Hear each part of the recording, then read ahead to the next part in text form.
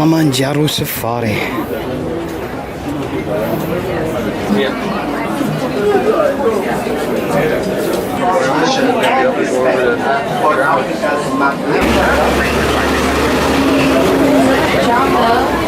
Hey Sammy, Jumbo.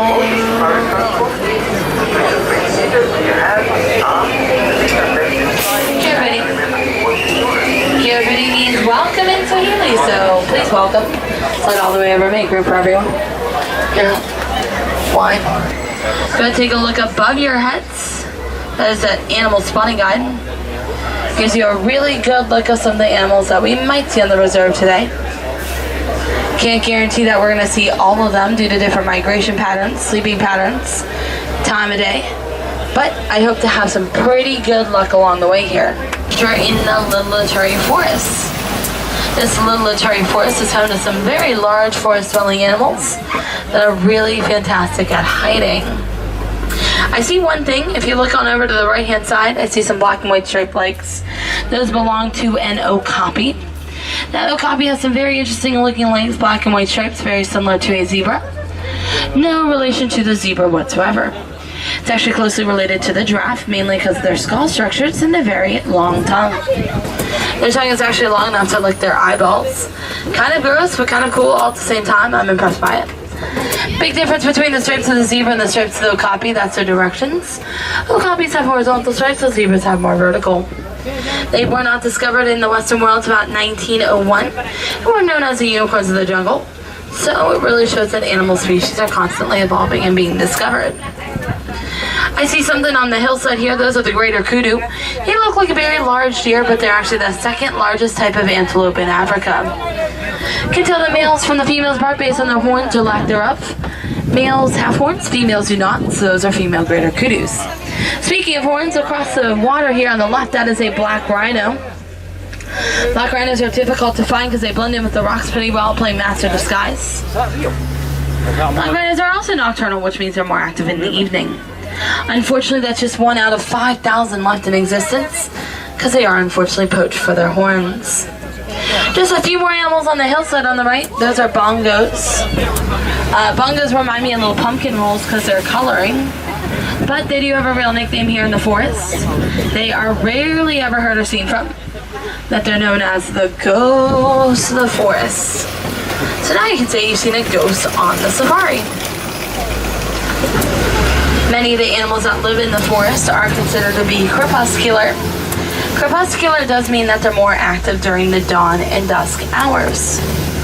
So let's head on out of the forest into the Safi River here.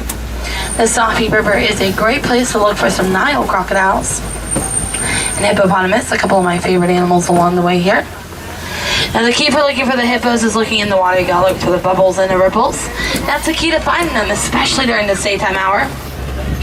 The right side of the river seems pretty still at the moment, but we're gonna go ahead and scoot our boot down the river. So I do see a whole bloat of hippos up ahead here. That's their group name, a bloat. Hippos spend a lot of time in that water, mainly to keep that body temperature nice and cool from the heat, which I do not blame them. It gets pretty hot here in Africa. However, I would not want to be in the water with some hippos. They are very dangerous and extremely territorial. They even have fights that last up to about 2 hours or so. When hippos are in the water, they'll submerge themselves, holding their breath for anywhere up to about 8 minutes. They do know how to swim, but if possible, they actually prefer to walk along the bottom of the water if they can reach it. That's their preferred method of transportation. Hippos do come out of the water mainly during the nighttime hour to look for food. They'll tend to travel anywhere to about 7 miles or so looking for it. Hippos are surprisingly fast for their size. They will go about 30 to 35 miles per hour. Same speed as a tiger. And they're herbivores, so they rely on leafy greens to keep them nice and healthy. Opposite of herbivores are carnivores. Speaking of some carnivores, there are some Nile crocodiles below us here. Nile crocodiles like this can grow to be about 16 feet long, 500 pounds, and live to be about 30 years old or so, 30 or 40. They're pretty dangerous animals. They can clamp their jaw shut with 2,000 pounds of pressure per square inch. They also have a top running speed of about 10 miles per hour. And our truck only goes 8. So we are going to twin-day out of here. The trees are moving up ahead, which is a pretty good sign for the savanna. On our way to the savanna is a very unique looking tree here on the right called a baobab tree. Nicknamed the upside down tree because they do go about 9 months out of the year looking like an upside down uprooted tree. Coolest thing about the tree is the trunk. It's very massive. Holds hundreds of thousands of gallons of water in it.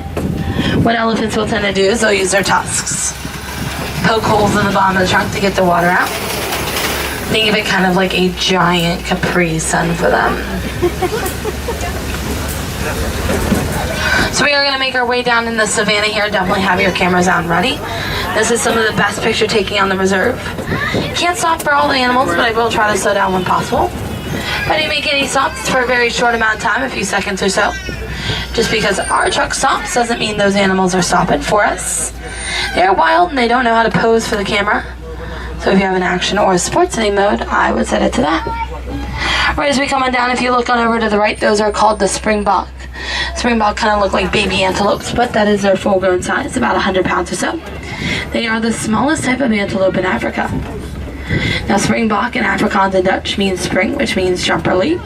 Bok means goat or antelope, so jumping, leaping goat.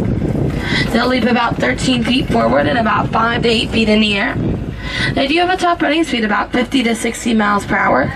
So they are the second fastest animal in Africa, just second to the cheetah. They're the national animal of South Africa, so they own a lot of different sports emblems for teams such as rugby and soccer.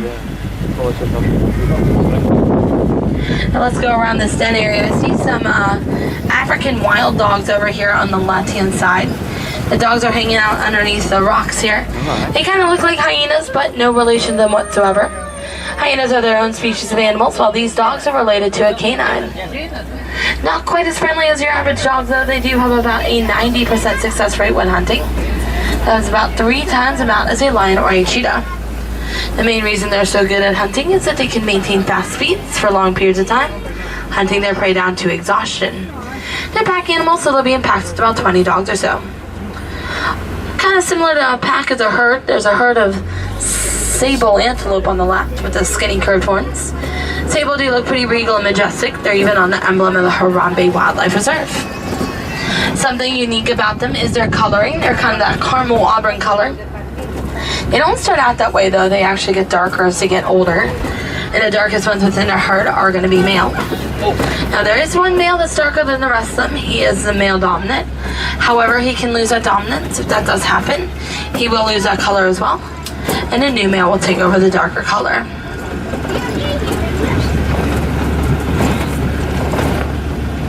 As we travel around the savanna, there are some pretty odd looking structures.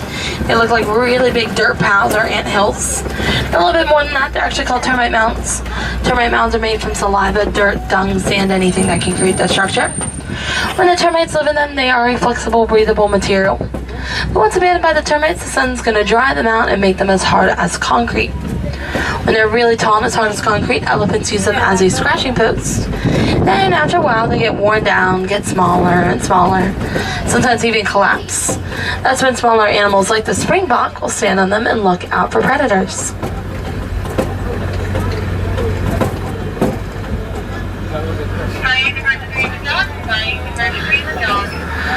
So I do see the springbok here right as we kind of come on down into the savanna. I also see some giraffes along with the white-bearded wildebeest. You can tell they're white-bearded wildebeest because of the scruff underneath their chin. They're considered to be a migratory animal, which means that they move around a lot. They move around anywhere up to about 750 miles a year or so. They do move around so much that when a baby's born, they have about 15 minutes to start walking before the herd leaves them behind. Now, speaking of babies, there are baby giraffes around us. It's a whole group of giraffes called a tower. Pretty fitting name because they're the tallest living land animals. They're going to reach top heights about 20 feet tall, and when they're born, they're just about 6 feet tall.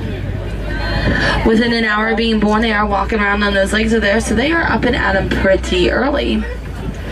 These are specifically Maasai giraffes. You can remember the name Maasai because they're messier, splotchier pattern that they have.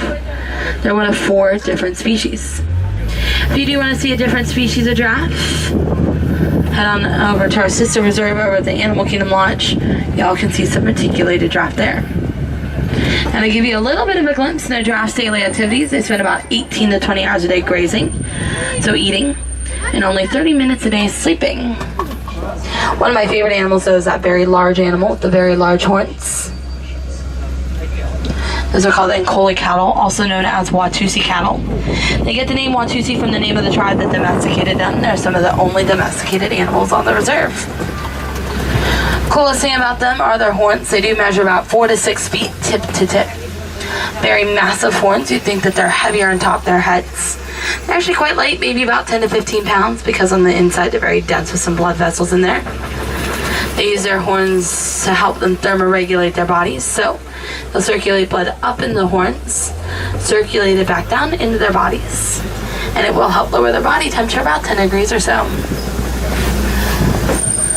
Kind of on top of the rocks, I see some mandrills. Mandrills are the largest species of monkeys. Males weigh about 100 pounds, females about 35 pounds. Popular to contrary belief, people tend to think Rafiki is based on a baboon, but he's actually based on a mandrill. And Rafiki in Swahili does mean friend. Oh, I do see that elephant right up in the corner there. We're going to try to find some more elephants. Typically where there's one elephant, there's a whole herd of them pretty close by. Luckily there should be a road that takes us towards some more elephants. However, I don't see that road, nor do I see any more elephants, so we're going to have to find ourselves a little bit of a detour here.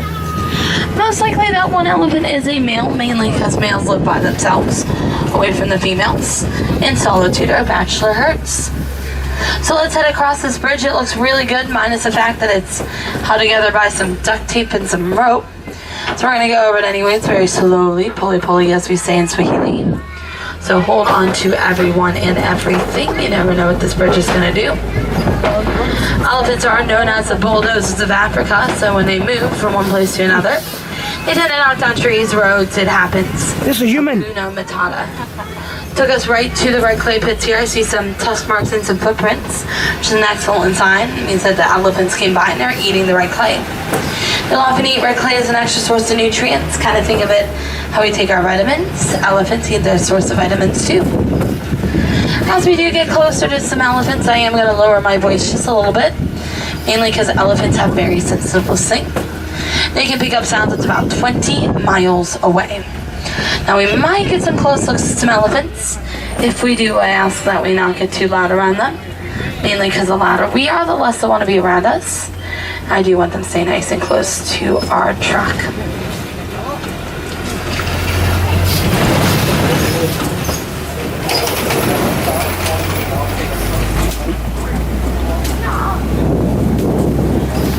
Smell them before I see them.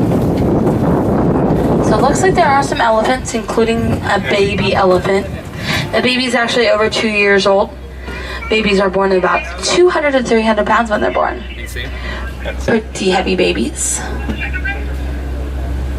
Females do have about 8 to 9 of them in their lifespans in the wild. At pregnancies that go on up to about 22 months. It's almost 2 years for elephant babies, so if you think about it, they'll spend close to 20 years of their life pregnant. Elephants live in a matriarchal herd. That means that they're led by one dominant female. She's in charge of the female and the children. And the male herd lives off on their own, not too far away, but far away enough from them. Once the little ones that are male reach maturity, they will go off with that male herd. It does take about 13 to 15 years for that to happen. Unfortunately, elephants are thrown by poachers. About 96 elephants a day are poached, and that's about 1 every 15 minutes. Poachers go out their tusks because once removed from their bodies, they become ivory, which is highly coveted on the black market. It's reserves like these that do help protect them from any sort of danger. Very famous birds, some flamingos, specifically greater flamingos. There's even a species called lesser, however greater, a little bit taller, standing up to be about 5 feet tall. And a group of them is called a flamboyance of flamingos. They get that pink color from the shrimp that they eat. But don't worry guys, if y'all love shrimp, you are not turning pink anytime soon. It does take about a year for them to turn that pink color. They're born a white grayish color in the wild. It's the beta carotene in the shrimp that turn that pink hue. They're a tall species of flamingos, so the color spreads out quite a bit more in their bodies. making them the lightest shade of pink. So we are in the East Savannah here, home to some lions and cheetahs. Oh my. And maybe a few other animals along the way here, like these rhinos. Wow. We're gonna let this rhino cross the road here and give them the right of way. These are white rhinos. I'm not surprised to find them pretty close to the mud pits here. They love to roll around the mud. Helps protect their skin from the sun and helps to keep the little bugs off their bodies. So think of it kind of like bug spray and sunscreen all in one for them. A group of them is called a crash, pretty fitting name because they'll crash and charge into things about 30 to 35 miles per hour. White rhinos don't get their name from the color that they are. They're pretty much the same color as a black rhino. They get their name from the Afrikaans word vit, which means wide.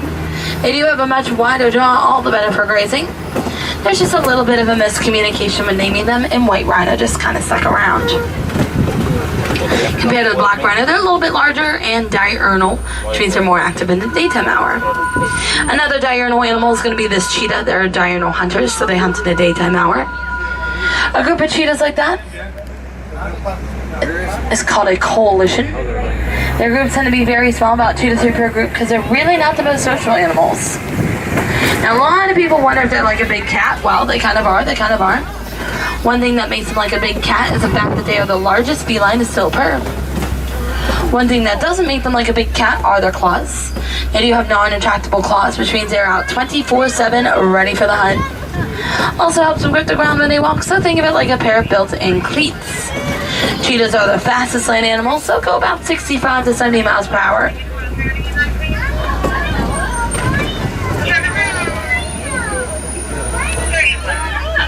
They'll reach that speed in about 0 to 3 seconds.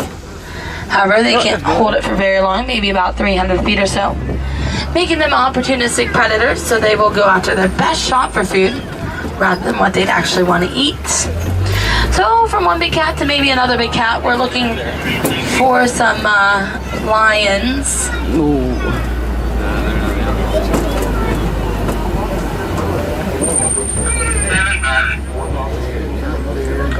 However, I don't see too much happening from the lions. I see them down in the corner there. Yep, they're down there in the corner. Lions are pretty tough to find during the daytime hour because they are nocturnal, which means they're more active in the evening.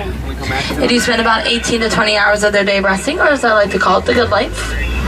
If you do want to see the lions active, definitely come back a little bit later in the evening for a nighttime safari. That is the best time to see them active. So Hakuna Matata. Hakuna Matata. Speaking of Hakuna Matata, that's a real-life version of Pumbaa, the warthogs. Warthogs are the largest burrowing land animals. They will burrow tusks out to ward off any predators. They'll reuse and recycle burrows from other animals such as aardvarks. Pumbaa in Swahili doesn't mean warthog, it actually means crazy or silly. So that's where they get his name from in The Lion King. I do see some eggs underneath the tree. Those eggs do belong to an ostrich, which are right up here. These are female ostriches. You can tell because of their feathers. Females are a lighter gray, while males are closer to a dark charcoal or a black.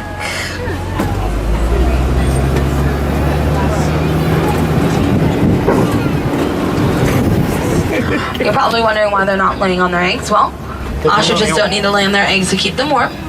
They are going to incubate heat from within. Eggs are pretty heavy, about 3 pounds in size. That's the equivalent of 2 dozen chicken eggs. And they are very sturdy eggs too. They can withstand the weight of a human being on them without even breaking. Highly suggest not doing that though, mainly because they're very territorial with their eggs. And they can outrun humans about 35 to 40 miles per hour. Even though they are flightless birds, they still have wings. Wings are there to help them change directions when running, rather than actually flying. So let's finally make our way into the Magadi Glen. This glen was all made possible with donations and contributions made to the Disney Conservation Fund. The Harambe Wildlife Reserve and Disney's Animal Kingdom work heavily in cooperation with each other to make awesome things like this possible. Tends to be a little bit more on the quiet side out here, so we're going to make our way back to the Warren's Post in the village of Harambe. It seems as if our 2-week safari did get cut short a little bit today. Who knew that 2 weeks could turn into 20 minutes when you're having so much fun? So I'm going to take you back to the Warren's Post in the village of Harambe. Harambe in Swahili does mean come together. So we have all come together here today They get to learn about these awesome animals and see them in their more natural habitats. We can do a really big part in protecting those habitats by doing a few small things at home. One of the main things that we can all be doing is reducing, reusing, and recycling. I know you all have heard that a lot, but it's important to do, especially when it comes time to old electronics. By recycling old electronics that we don't use anymore, such as cameras, cell phones, laptops, tablets, anything like that, you're really helping our friends like the giraffes and the elephants keep their homes nice and safe. Once again, my name is Mary. I do want to thank each and every one of you again for coming out and visiting us here at Kilimanjaro Safaris. Because when it comes to safaris, we go wild. Another thing that